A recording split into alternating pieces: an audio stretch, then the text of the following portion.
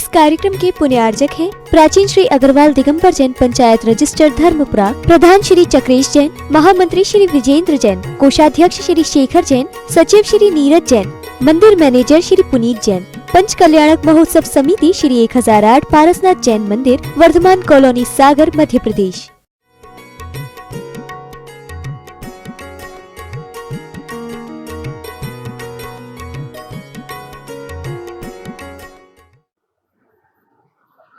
वहां पर सामयिक की समय कल्पना, एक प्रतीकात्मक बात आपको कही जाती है कि वह मुनि बत हो सकता है पर मुनि नहीं हो सकता।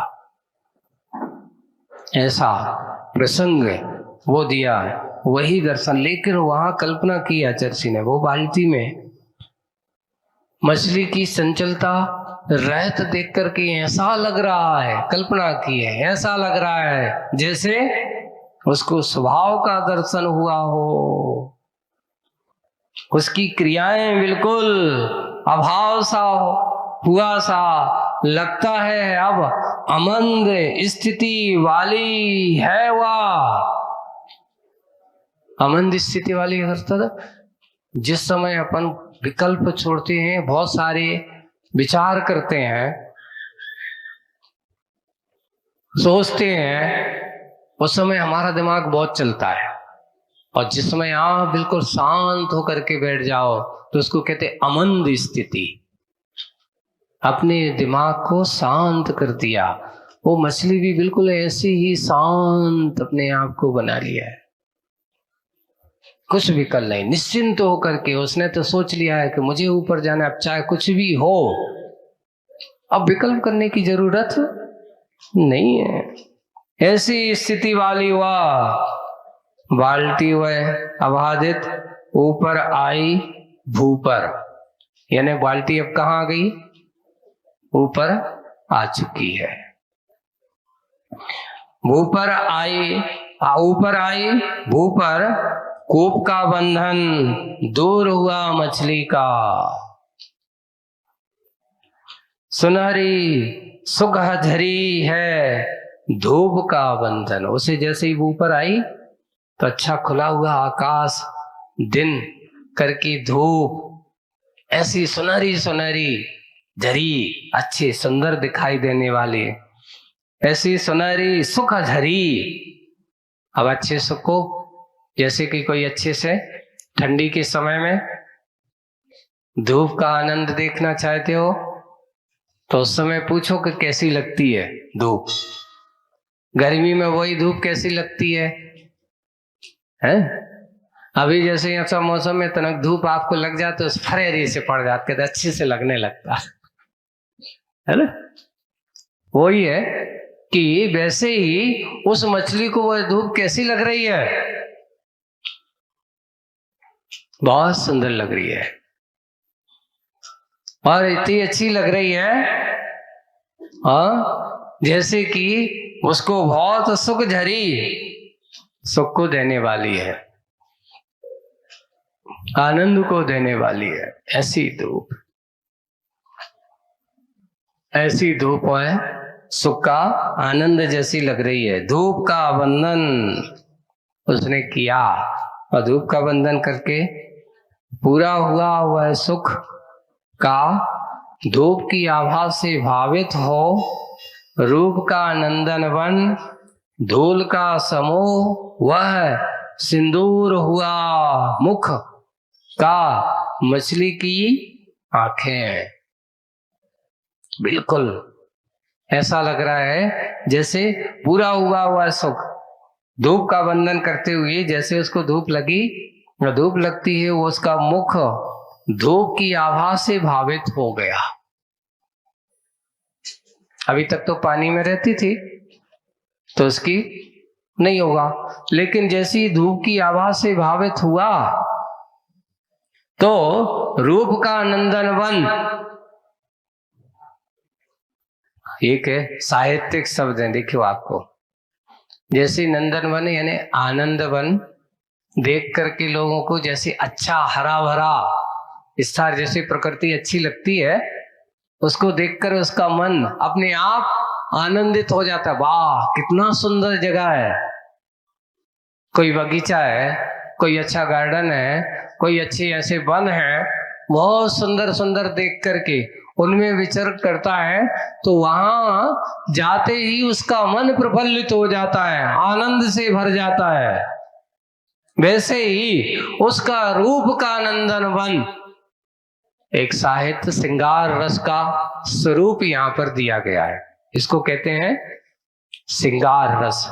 मूक माटी में सभी रसों का समावेश मिलेगा आपको, वीर रस भी मिलेगा, है ना, श्रृंगार रस भी मिलेगा, है ना, शांत रस भी मिलेगा, वीर रस भी मिलेगा, है ना, सभी रसों का समावेश ये यहाँ पर श्रृंगार रस, ऐसा श्रृंगार रस जिसमें भरा पड़ा है। तो वहां देखिए, रूप का नंदन वन, धूल का समूह वह, नीचे धूल का समूह है, सिंदूर हुआ मुख का, मछली की आंखें, उसे देख करके उसके मन में आंखें कैसी अब दौड़ती हैं सीधी उपाश्रय की ओर, क्योंकि कुआं उस शिल्पी के आंगन में है और वहां माटी पड़ी हुई है और उसकी उपाश्रय पूरे आंगन में, उसकी आंखें क्या हो जाती हैं, फैलती हैं, दौड़ती हैं और उपाश्रय की ओर। दिनकर ने अपने आंगन को, दिनकर ने यानी सूर्य ने अपनी अंगना को, अंगना का अर्थ क्या, किरण, अंगना कर, दिनकर ने अपनी, और अंगना का एक दूसरा अर्थ और होता है, पत्नी को अंगना कहा जाता है, साधर्मिणी, अर्धांगिनी है। तो यहां पर कल्पना की है, सूर्य की अंगना अर्थात किरण को उस पत्नी का स्वरूप दिया गया, ऐसा रूप दिया गया, उससे जो उत्पन्न हो उससे है। तो ऐसे दिनकर ने अपनी अंगना को दिन भर के लिए, रात में तो आएगा नहीं, कितने समय के लिए, हाँ, क्योंकि सूर्य दिन में ही होता है कि रात में, तो इसलिए यहां पर लिखा है उसके आंगन के लिए दिनकर ने अपनी अंगना को दिन भर के लिए भेज दिया है उपाश्रम की सेवा में। ये कल्पना अपन सोच सकते हैं कि ऐसा क्या क्या सोच करके लिखा जाता है। तो ऐसे ही दिन भर के लिए उन्होंने भेज दिया सेवा में, और वह आश्रम के अंग अंग को, प्रांगण को चूमती सी सेवा निरत धूप तत्पर है, जहां देखो फैला दी है और उसके कार्य में सहयोगी बनी हुई है। अब कुंभकार के यहाँ जो काम होगा तो उसके धूप के भरोसे ही तो सब कुछ चलेगा।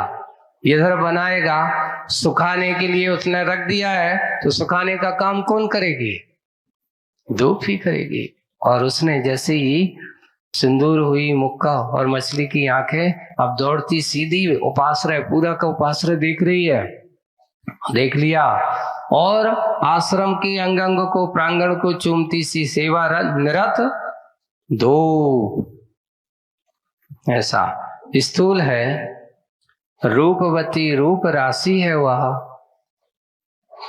हाँ स्थूल है।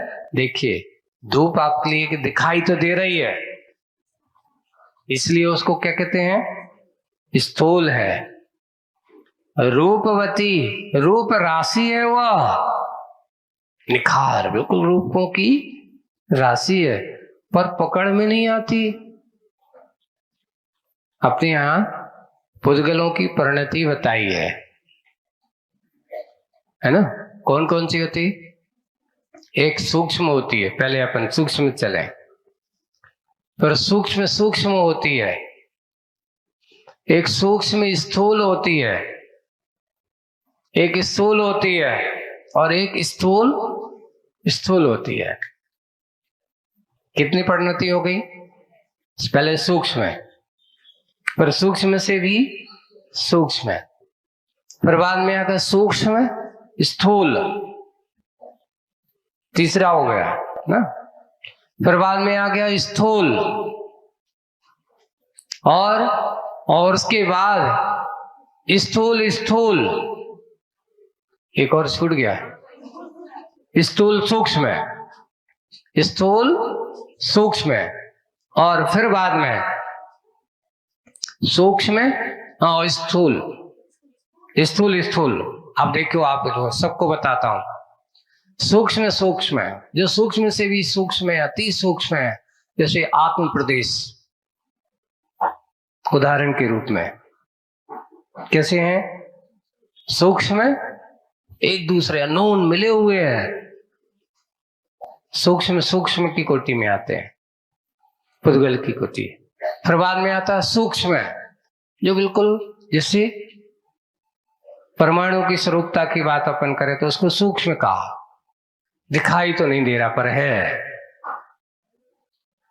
नाणो एक प्रदेश आदिशो, ऐसा उसको कहा जाता है। फिर बाद में आ जाता है नहीं, सूक्ष्म स्थूल, जैसे हवा सूक्ष्म दिखाई तो नहीं दे रही, लेकिन अनुभव में आ रही कि नहीं? आपको जैसे शरीर में लगती है, आप कहते भैया बहुत ठंडी हवा चल रही है, इसको बोलते सूक्ष्म स्थूल, इसको बोला जाएगा सूक्ष्म स्थूल। फिर बाद में स्थूल स्थूल जो दिखाई देता है, पकड़ में भी आता है, लेकिन एक है स्थूल सूक्ष्म, जो आज मुखमाटी में कही जा रही है, धूप। धूप जो है वो कौन सी में आएगी? दिखाई दे रही है पर आप उसे पकड़ नहीं सकते, इसको बोलते हैं स्थूल सूक्ष्म। वही है, स्थूल है, स्थूल है, रूपवती रूप राशि है। ये देखिए सैद्धांतिक, ये मत सोच लें कि मुखमाटी में सैद्धांतिक चर्चाएं नहीं है, ये मुखमाटी में सैद्धांतिक चर्चा को समावेश आचार्य जी ने इस पर किया है। वह स्थूल सूक्ष्म धूप को कहा, पर पकड़ में नहीं आती, उसको पकड़ा नहीं जा सकता। आप पकड़ के बताओ। नहीं महाराज हम पकड़ते हैं, पकड़ के बताओ। आज तक कभी भी कोई धूप को पकड़ नहीं सकता। हाँ, धूप का सेवन आप कर सकते हो, धूप की अनुभूति आप कर सकते हो, पर पकड़ नहीं सकते हो, उसको कोई पकड़ नहीं सका ऐसा। पर अब अंदर स्थूल स्थूल कोई भी है, पत्थर है, पहाड़ है, लकड़ी है, आप हो, आपका शरीर है, जो पकड़ में आए, आप उसको बांध सको, रख सको, ले जा सको, जो भी है सारा का सारा स्थूल स्थूल है, छोटे बड़े के रूप में। कोई छोटा है, कोई बड़ा है, ये सब स्थूल स्थूल में आते। एक और है जो अपने सूक्ष्म स्थूल में शब्द को भी कहा, सूक्ष्म स्थूल वायु और शब्द, ये भी आता है कि आप शब्द को देख नहीं सकते, लेकिन क्या कर सकते हो? सुन सकते हो, अपनी कर्णेंद्री का विषय बना सकते हो। इसलिए इसको स्थूल सूक्ष्म में भी लिया है।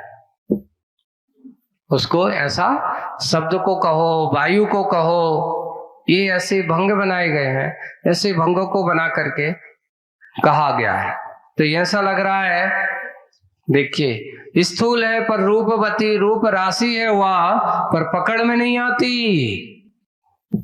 पर वह पकड़ में नहीं आती, पर चुबन से परी है, परे है वह। प्रभाकर को छोड़ करके प्रभु के अनुरूप ही सूक्ष्म स्पर्श से रीता रूप है किसका?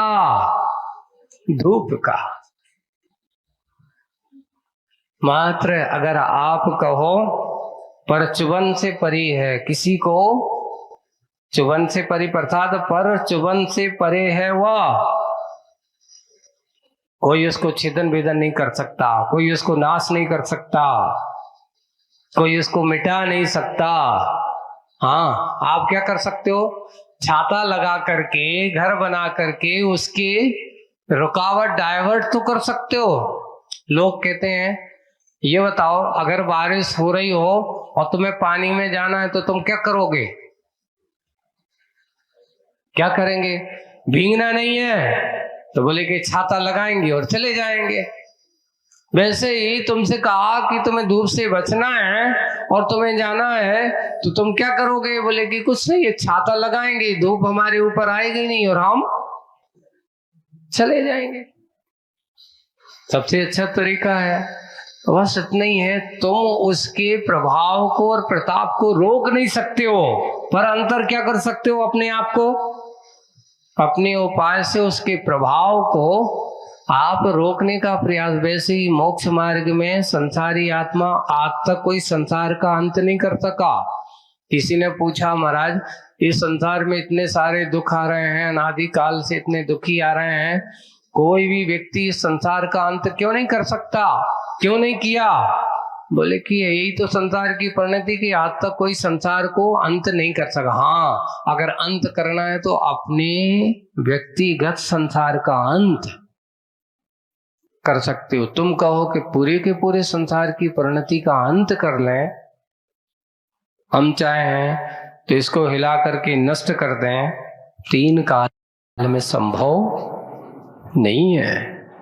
ऐसा प्रयास करने वाला आज तक ना कभी हुआ है, ना कभी होगा और ना कभी होने वाला है।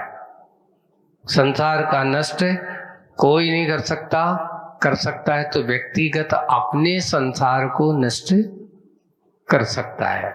यानी आप संसार की परिणति से कर्मों की संतति का नाश करने वाला तो हो सकता है, तुम पूरे संसार की संतति का अंत कर दें, ऐसा विचार कर लें तो कभी संभव नहीं है। वही हुआ पर चुबन से परे है वह, प्रभाकर को छोड़कर प्रभु के अनुरूप ही। देखिए प्रभाकर यानी वो सूर्य को छोड़ करके प्रभु के अनुरूप ही सूक्ष्म स्पर्श से रीता रूप हुआ किसका? उस धूप का। यानी उसका स्पर्श जो सूक्ष्म रूप है, आपके लिए अनुभव करा रहा है। सूक्ष्म स्पर्श से रीता है यानी उससे तेज भी है। रीता शब्द यानी उससे रहत है, सूक्ष्म नहीं है इतना।